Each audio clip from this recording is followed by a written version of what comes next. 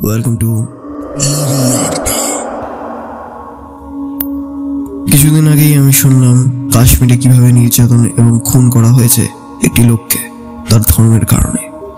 আমাদের দেশে সেকুলার আমি জানি, এবং এই ক্ষেত্রে আমাদের এটাই দেখা উচিত কিভাবে জঙ্গিরা আমাদের দেশের বর্ডারের ভেতরে এরকম কাজ করতে পারলো। কমিউনাল হেট্রেডের থেকে সেটাই ভালো হবে আমার মনে হয়। That is my personal opinion. আপনারা যা মনে করেন সেটাকে আমি সম্মান করি, আশা করি আপনারাও তাই করেন। আজকে পড়তে চলেছি রাস্কিন বর্ডের ভয়েস সমগ্রের একটি গল্প, জলের মধ্যে ওটা কি। শুরু করতে চললাম আজকের গল্প, জলের মধ্যে ওটা কি। প্রায় বছর 15 আগে এক কাঠপাটা গ্রীষ্মের দুপুরে পুকুরটা আবিষ্কার করেছিলাম। জায়গাটা রাজপুরের কাছে, পাশাপাশি বেড়ে ওঠা শাল গাছে ছায়াবৃত এলাকাটা ছিল বেশ ঠান্ডা, আকর্ষণীয় বটে। অগত্যা আর দেরি করা গেল না, জামা কাপড় খুলে পুকুর পাড়ে রেখে একেবারে ঝপাং। তবে ঝপাংটা দিয়েই বুঝলাম মস্ত ভুল করে ফেলেছি। জলটা এমন হাড় কাঁপানো ঠান্ডা হবে আশা করিনি, একেবারে বরফের মতো কনকনে, মনে হয় বহুকাল সূর্যের স্পর্শ পাইনি। সবলে সেই জল ঠেলে সাঁতরে ওপারে গিয়ে উঠলাম। পাথরের ওপর দাঁড়িয়ে ঠকঠক করে কাঁপছি তখন। আরও কিছুটা সাঁতার কাটার ইচ্ছে ছিল, তাই আবার দিলাম লাফ, আর পুকুরের মধ্যিখানে এসে হালকা ব্রেস্টস্ট্রোক দিচ্ছিলাম। তখন ঘটল রহস্যময় এক ঘটনাটা। সাঁতার কাটতে কাটতে টের পেলাম কিছু একটা আমার পায়ের ফাঁক গুলে বেরিয়ে গেল, কেমন যেন নরম চটচটে মতো। তবে কিছুই দেখলাম না, কিন্তু শুনতেও পেলাম না। তবে পিচ্ছিল কিছু একটা জলের তলায় আমাকে অনুসরণ করেছিল, বেশ বুঝতে পারছিলাম। ব্যাপারটা মোটেই ভালো ঠেকল না। কিছু একটা ক্রমাগত পায়ে জড়িয়ে যাচ্ছিল। সেটি জলের তলার কোনো উদ্ভিদ যে নয় তা নিশ্চিত। সেটি কেবল আমার পায়ে মুখ লাগিয়ে থেকে থেকে শুকছিল। পায়ের গিটে একটা লম্বা জিভ ক্রমাগত শুষে যাচ্ছে। ভেবেই অজানা আশঙ্কায় বুকটা একটু কেঁপে উঠল। সঙ্গে সঙ্গে আমি জোরে একটা ঝাপটা দিলাম, যাতে সঙ্গী প্রাণীটার থেকে দূরে সরে যেতে পারি। বুঝলাম প্রাণীটা একাই, ছায়ার আড়ালে যেন লুকিয়ে আমায় অনুসরণ করে চলেছে। তাকে এক ঝটকা দিয়ে আমি দ্রুত সাঁতার কাটতে লাগলাম, ভয় পাওয়া ডলফিনের মতো। জলের গভীর অজানা এক আতঙ্ক আমায় চেপে ধরেছে তখন। ক্রমশ নিরাপদে জল থেকে উঠে একটা রোদে ঝলমল তপ্ত পাথরের ওপর উঠে দাঁড়ালাম। তারপর জলের দিকে তাকিয়ে রইলাম। না, কিছুই নড়ছে না। পুকুরের জলের উপরিল একেবারে শান্ত স্থির, শুধু কিছু শুকনো পাতা ভাসছে এদিক ওদিক। কোনো ব্যাঙ, কোনো মাছ, এমনকি কোনো জলচোরা পাখিও চোখে পড়ছে না। ব্যাপারটা বেশ অদ্ভুত এবং অস্বাভাবিক লাগলো আমার। কিন্তু কিছু তো একটা আছে এই পুকুরের জলে, আমি নিশ্চিত। কোনো একটা ঠান্ডা রক্তের প্রাণী হয়তো। এই জলের থেকেও ঠান্ডা, আরও সিক্ত। কোনো মরদেহ জলের আগাছার সঙ্গে আটকে নেই তো? তবে আমার আজ জানতে ইচ্ছা করছিল না। জামা প্যান্ট পরে তাড়াতাড়ি বেরিয়ে এলাম ওই জায়গা থেকে। এর কিছুদিন বাদে আমি দিল্লি চলে গেলাম। সেখানে একটি অ্যাড এজেন্সিতে চাকরি নিলাম। সেখানে আমার কাজ ছিল লোকজনকে বোঝানো যে কিভাবে কোল্ড ড্রিঙ্ক পান করে এই গ্রীষ্মের প্রচণ্ড দাবদাহের মোকাবিলা করা যায়। মজার ব্যাপার হলো, এই কোল্ড ড্রিঙ্ক জিনিসটা বড়ই অদ্ভুত। এটা পান করলে তেষ্টা মেটার চেয়ে আরও দ্বিগুণ বেড়ে যায়। এইসব ব্যস্ততার মাঝে শালবনের সেই পুকুরটার কথা মাথা থেকে একেবারে বেরিয়ে গেছিল। প্রায় 10 বছর আগে কাজের সূত্রে আবার রাজপুর আসা হলো। ছোট হোটেলটা থেকে বেরিয়ে আবিষ্কার করলাম আমি আবার সেই প্রাচীন শালবনের পথ ধরে হেঁটেছি। কোনো এক অদৃশ্য শক্তি যেন তীব্রভাবে আমায় ওই পুকুরের দিকে টেনে নিয়ে যাচ্ছে। সেবার আমি সাঁতার শেষ করতে পারিনি। তবে এ নয় যে আমার সাঁতার কাটার জন্য আমি ঝাঁপিয়ে পড়ব। তবে দেখার ইচ্ছা খুবই, সেই পুকুরটা এখনো সেই স্থানে আছে কিনা। হ্যাঁ, দেখলাম আছে, যথাস্থানেই আছে। তবে তার চারপাশটায় বেশ পরিবর্তন হয়েছে।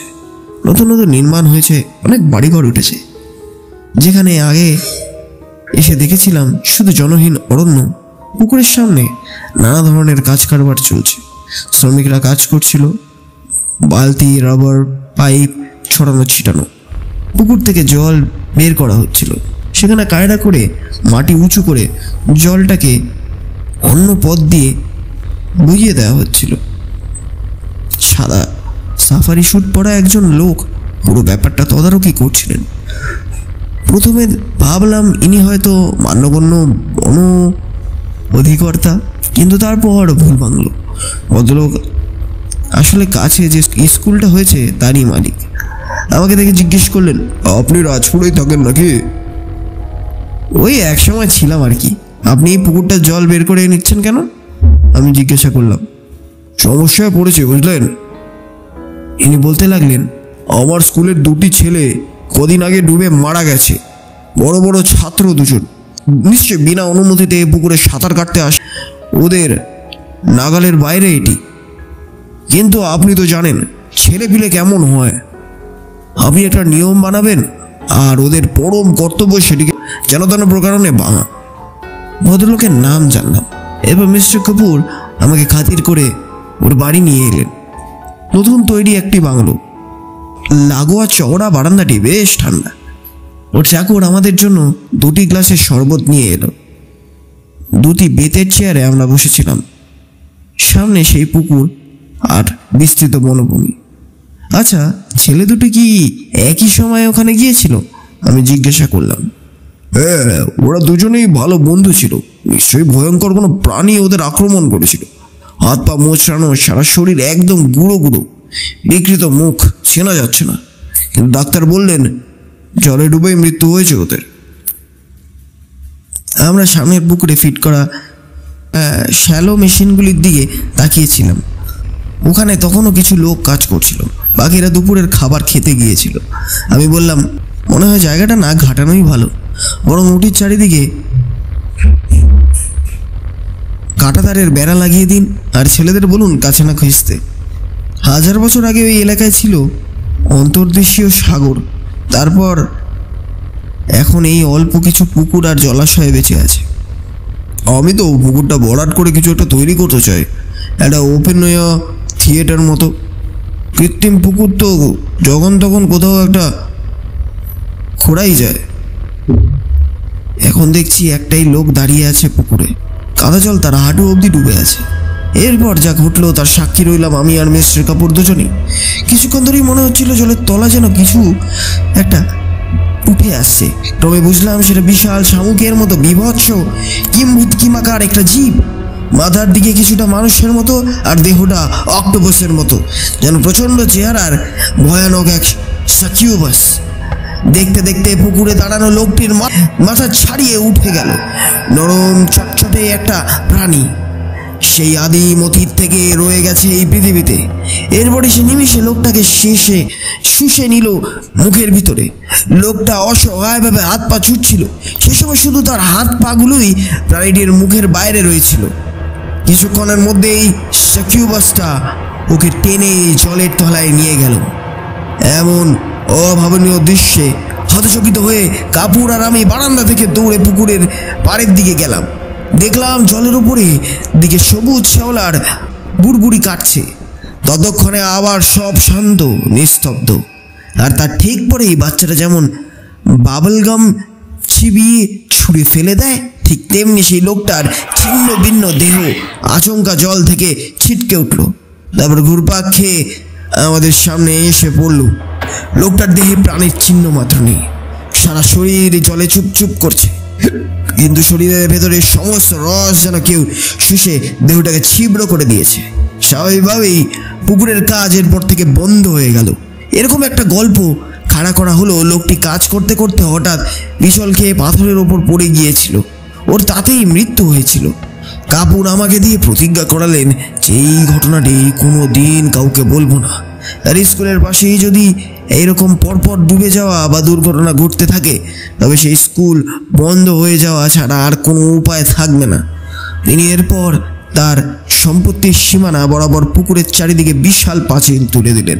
তাতে পুকুরে নামার আর উপায় রইল না। এখন পুকুরটা কোনো শালবন আর ঝোপঝাড়ে ঢেকে যাওয়ার সেটি দেখা যায় না। ঝোপঝাড়ে ঢেকে যাওয়ায় সেটি আর দেখা যায় না।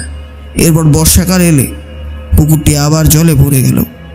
এবার কথা হচ্ছে কিভাবে ওই জায়গায় পৌঁছানো যায় সেটি আপনাদের বলতে পারি, কিন্তু সে পুকুর সাঁতার কাটার উপদেশ নই নই বচ্চ। ধন্যবাদ। কেমন লাগলো এই গল্পটি? রস্কিন বন্ডের লেখা এই অদ্ভুত গল্পটি আমারও বেশ ভালো লাগলো।